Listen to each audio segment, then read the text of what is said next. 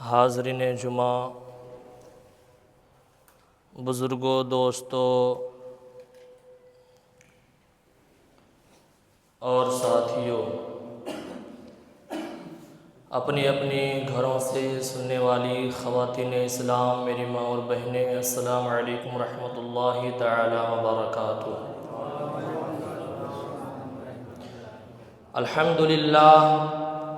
الحمد للہ رب العالمین، والصلاة والسلام علی سید الانبیاء والمرسلین، اما بعد فاعوذ باللہ من الشیطان الرجیم، بسم اللہ الرحمن الرحیم، ان الدین عند اللہ الاسلام، آمنت باللہ صدق اللہ العظیم وبلغنا رسوله النبی الکریم ونحن على ذلك لمن الشاہدین والشاکرین والحمد للہ رب العالمین۔ آئیے ہم اور آپ کچھ عرض و معروف سے قبل آقا انعامدار مدنی کے تاجدار، دونوں عالم کے مالک و مختار، ہم غریبوں کے غمگسار، گلشن ہستی کے اولین فصل بہار، ہمارے اور آپ کے آقا و مولا جناب محمد الرسول اللہ صلی اللہ تعالیٰ علیہ وآلہ وسلم کی بارگاہ مقدسہ میں عقیدت اور محبت کے ساتھ درود السلام کے نذران عقیدت پیش کرنے کی سعادت حاصل کریں۔ پڑھیں بآواز بلند، اللہم صلی علی سیدنا و مولانا محمد معدن الجود والکرم، منبع العلم والحلم والحکم، و آلہ و اصحابہ بارک وسلم۔ قرآن پاک میں اللہ تعالی ارشاد فرما رہا ہے، ان الدین عند اللہ الاسلام، بے شک اللہ کے نزدیک سب سے پسندیدہ دین دین اسلام ہے۔ جس دین کو ہم اور آپ مانتے ہیں، جس دین پر ہم اور آپ چلتے ہیں، اس دین کو اللہ تبارک و تعالی نے قرآن پاک میں کہا کہ سب سے پسندیدہ دین اللہ کے نزدیک دین اسلام ہے۔ آج کے اس ماڈرن اور ایجوکیشن کے زمانے میں لوگ دین اسلام پر انگلیاں اٹھاتے ہیں اور یہ کہتے ہوئے نظر آتے ہیں کہ دین اسلام نے عورتوں کے اوپر پردہ لازم کر کے، پردہ ضروری کر کے یہ عورتوں کے اوپر ظلم کیا ہے۔ آج سوشل میڈیا کے مادھیم سے اور دیگر چیزوں سے یہ بتانے کی کوشش کیا جا رہا ہے کہ جو لوگ آج دین اسلام پر انگلیاں اٹھاتے ہوئے نظر آتے ہیں، ان کو تاریخ کی اس اوراق کو پلٹنا چاہیے اور دیکھنی چاہیے کہ جب پیغمبر اعظم اس دنیا میں تشریف لائے، اس سے قبل یہی زمین ہے، یہی آسمان کے نیچے، اسی زمین کے اوپر عورتوں کا کوئی مقام نہیں تھا۔ عورتوں کو صرف خواہش پورا کرنے کا مشین سمجھا جاتا تھا، عورتوں کو صرف اور صرف کام کے لیے اسے استعمال کیا جاتا تھا۔ لیکن پیغمبر اعظم اس دنیا میں تشریف لائے اور عورتوں کا مقام بڑھایا۔ آپ جب تاریخ کو پڑھیں گے، تاریخ کے اوراق کو پلٹیں گے تو پتہ چلے گا یہی ملک ہندوستان کی سرزمین ہے جہاں پر جس عورت کا شوہر مر جاتا، شوہر کے ڈیڈ باڈی کے ساتھ اس کی خاتون کو، اس کی بیوی کو جلا دیا جاتا تھا۔ عورتوں کی کوئی مقام نہیں تھی، بیٹیوں کو زندہ درگور کر دیا جا رہا تھا۔ ایسے زمانے میں پیغمبر اعظم اس دنیا میں تشریف لائے، عورتوں کا مقام بتایا، کہا کہ اے لوگوں، زندہ دفنایا نہیں جاتا ہے، بلکہ پیغمبر اعظم نے یہ فرمایا کہ جو دو بیٹیوں کو پالن پوشن کرے گا، جو دو بیٹیوں کی پرورش کرے گا اور اسے اچھا ایجوکیشن دے گا، اسے اچھا علم دے گا اور اسے شادی بیاہ کرا دے گا، پیغمبر اعظم فرماتے ہیں وہ میرے ساتھ جنت میں ایسے رہے گا جیسے یہ بیج کی انگلی اور یہ شہادت کی انگلی ہے۔ آپ ذرا غور کریں، اس زمانے میں پیغمبر اعظم یہ نعرہ بلند کر رہے ہیں، جس زمانے میں بیٹیوں کو زندہ دفنا دیا جا رہا ہے، جس زمانے میں بیٹیوں کی کوئی عزت نہیں ہے، جس زمانے میں جس کے گھر میں بیٹی پیدا ہو جاتی تو وہ لوگ اپنے آپ کو کمتر اور حقیر سمجھتے۔ اس زمانے میں پیغمبر اعظم بیٹیوں کے مقام کو بتا رہے ہیں، جو آج مقام اور مرتبہ دیا گیا ہے۔ آج ہم اور آپ جو اپنی ماں کی تعظیم کرتے ہوئے نظر آ رہے ہیں،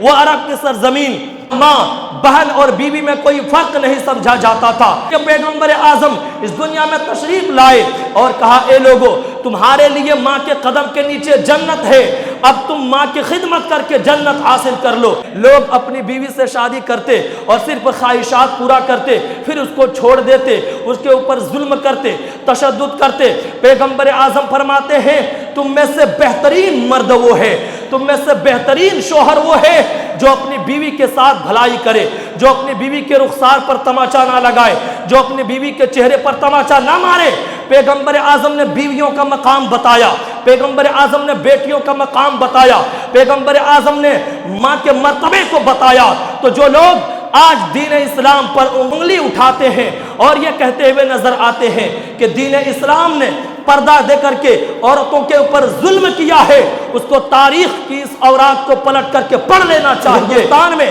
جہاں پر عورتوں کے اوپر ظلم کیا جاتا تھا، اب پیغمبر اعظم تشریف لائے اور عورتوں کے مقام کو بتایا، دین اسلام دنیا میں پھیلا، اب عورتوں کے مقام مل گیا، بیٹیاں زندہ درگور نہیں ہونے لگی، بیویوں کو مقام مل گیا۔ اللہ تبارک و تعالی قرآن مجید میں ارشاد فرماتا ہے ان الدین عند اللہ الاسلام، بے شک اللہ کے نزدیک سب سے پسندیدہ دین دین اسلام ہے۔ گولڈ کا زیور اور کوئی دنیا کا اور کوئی دھاتو کا زیور، دونوں میں فرق ہو جاتا ہے۔ دنیا کی اور کوئی دھاتو کا زیور اسے لوگ ایسے ہی الماری میں رکھ دیتے ہیں، لیکن جب گولڈ کو رکھتے ہیں تو اسے اچھے اہتمام کے ساتھ بالکل اس کو ایسے رکھتے ہیں جیسے وہ خراب نہ ہو، کہیں گم نہ ہو جائے، کوئی چوری نہ کر لے۔ پتہ کیا چلا، دنیا کی کوئی چیز جب قیمتی ہو تو اسے پردہ میں رکھتے ہیں، اسے چھپا کر کے رکھتے ہیں، اسے کوئی نقصان نہ ہو جائے۔ تو دین اسلام نے خاتون کے ساتھ زیادتی نہیں کیا ہے، بلکہ اس کے مرتبے کو بلند کیا ہے اور یہ درس دیا ہے کہ خاتون کو سر بازار نہ گھمایا جائے، خاتون کو مارکیٹ میں ایسے ہی کھلے سر اور کھلے چہرے پر نہ گھمایا جائے، بلکہ دین اسلام نے اس کو پردہ دے کر کے یہ ثابت کر دیا تم گولڈ کی حفاظت کرو، تم سلور کی حفاظت کرو۔ دین اسلام گولڈ سے اوپر، دین اسلام چاندی سے اوپر یہ عورت کو رکھتا ہے، اور عورت کے اوپر پردہ کا حکم دے کر کے عورت کے اوپر بھلا دے دیا ہے۔ یہ عورت کے اوپر کوئی ظلم اور تشدد نہیں کیا گیا ہے۔ آج یہ بیان کرنے کی نوبت اس لیے آن پڑی ہے کہ بہار کے وزیر اعلیٰ جناب نتیش کمار، ان کے طرف سے ایک ایسی ویڈیو منظر عام پر آئی جس کو دیکھ کر قوم مسلم کے نوجوان، قوم مسلم کے خاتون، قوم مسلم کے بچے، قوم مسلم کے بزرگ کے دلوں میں ٹھیس پہنچا ہے، کیونکہ انہوں نے خاتون کے حجاب کے ساتھ غیر ذمہ دارانہ برتاؤ کیا ہے۔ ہم کوئی نفرت پھیلانے یا پروپیگنڈا کرنے کی بات نہیں کرتے، البتہ عصمت، عزت اور آئین کی حفاظت کی بات کرتے ہیں۔ جو انہوں نے غیر ذمہ دارانہ حرکت کیا ہے وہ قانون ہند کے خلاف ہے۔ آئین ہند کہتا ہے، آئین ہند آرٹیکل 25 میں یہ دیا گیا ہے کہ ہر شہری کو ہر ہندوستان کے رہنے والے شخص کو یہ حق حاصل ہے کہ وہ اپنے مذہب پر عمل کرے، وہ اپنے مذہب کے مطابق اپنی زندگی کو گزارے۔ وہیں پر آرٹیکل 14، آرٹیکل 14 پر یہ حق حاصل ہے کہ برابری کی ضمانت دی ہے۔ 21 میں عزت کے ساتھ رہنے کی اجازت دیتی ہے۔ اب اگر کوئی اس قانون کی خلاف ورزی کرتا ہے، کوئی عام انسان قانون نافذ کی جاتی ہے اور اس کے اوپر اگر جرم ثابت ہو تو اسے سزا منتخب کیا جاتا ہے۔ اب اگر کوئی ایک بڑے صوبے کے وزیر اعلیٰ اس طرح کی حرکت کرتے ہیں تو یہ واقعتاً حجاب کے اوپر غیر ذمہ دارانہ حرکت کرنا یہ ظلم ہے، اور ظلم جب بڑھتا ہے، ظلم پھر ظلم ہے، ظلم جب بڑھتا ہے تو مٹ جاتا ہے، خون پھر خون ہے، ٹپکے گا تو جم جائے گا۔ میں آپ سے مخاطب ہو کر کے کہنا چاہتا ہوں، یہ ہندوستان کے قانون کے خلاف ورزی کا کام انہوں نے کیا ہے، تو یہ ہم قوم مسلم کی آواز ہے، یہ ہم قوم مسلم کا درد ہے کہ جو انہوں نے غیر ذمہ دارانہ حرکت کیا ہے اس کو معافی مانگنی چاہیے۔ شاعر کہتا ہے ظلم پھر ظلم ہے، بڑھتا ہے تو مٹ جاتا ہے، خون پھر خون ہے، ٹپکے گا تو جم جائے گا۔ درود پاک پڑھیے، اللہ رب محمد صلی اللہ علیہ وسلم، نحن عباد محمد صلی اللہ علیہ وسلم، صلی اللہ تعالی علیہ وآلہ وسلم۔ آج ہر مسلمان کو جہاد کا مطلب اور معنی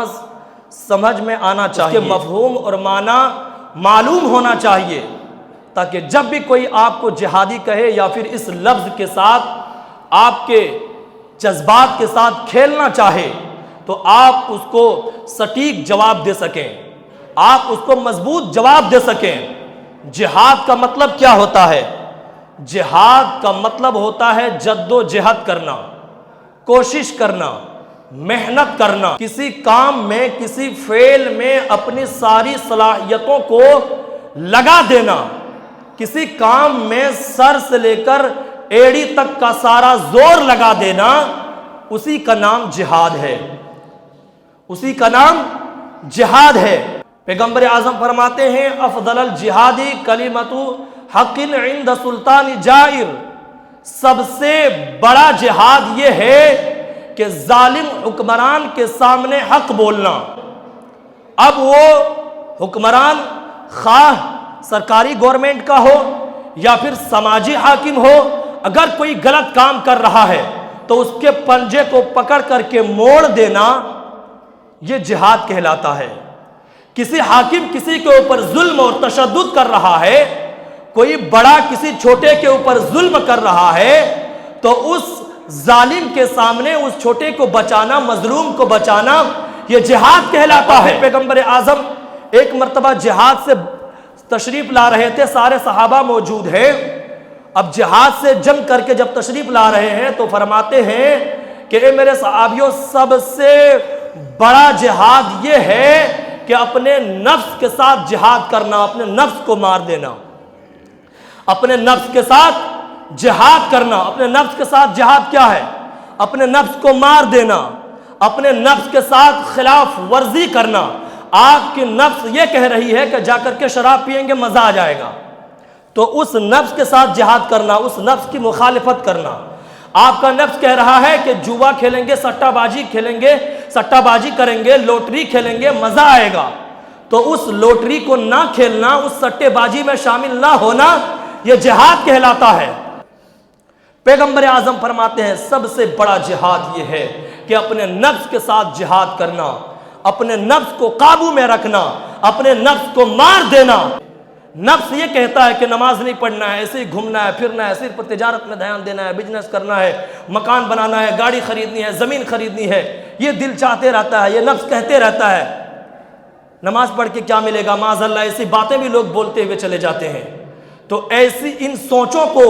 دبا دینا، ان سوچوں کے خلاف جنگ کرنا، اسی کو جہاد کہتے ہیں۔